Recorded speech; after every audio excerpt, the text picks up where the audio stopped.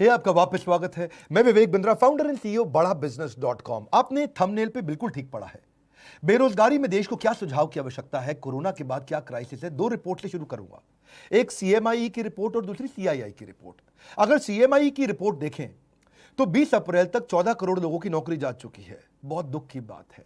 पर अगर सीआईआई का डेटा देखें तो 30 करोड़ लोगों की नौकरी जाने वाली है।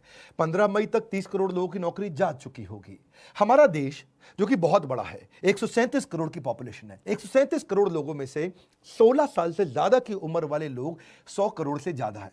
और उस 100 करोड़ में अगर 30 करोड़ लोगों की नौकरी गई और 30% देश अगर बेरोजगार हो गया तो देश की क्या हालत होगी आप समझ सकते हैं।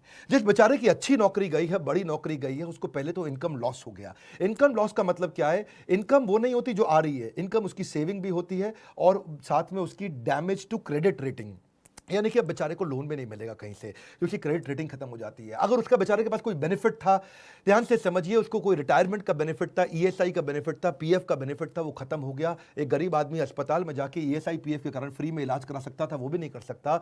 इंश्योरेंस का बेनिफिट खत्म हो गया। और अगर कोई बड़ी कंपनी में काम करता था तो बेचारे को जिम का, ट्यूशन रिम्बर्समेंट का, दूसरे रिम्बर्समेंट का बेनिफिट तो गया ही गया। सबसे बड़ी बात क्या है? उसको लॉस ऑफ करियर होगा।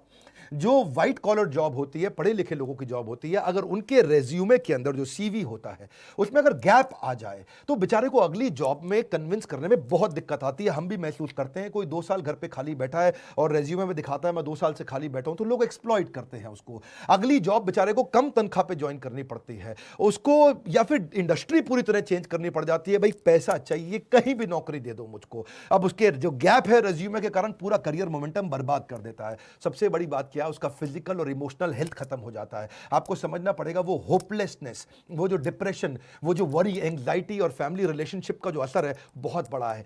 कितने डिप्रेशन के केस आएंगे उसका कोई अंदाजा नहीं है। अपने दोस्त में अमेरिका से मैं बात कर रहा था, बोले कई लोग अंदर से टूटेंगे जो अभी दिखेगा थोड़े दिनों बाद। इस समय तो केवल कोरोना कोविड हो रहा है।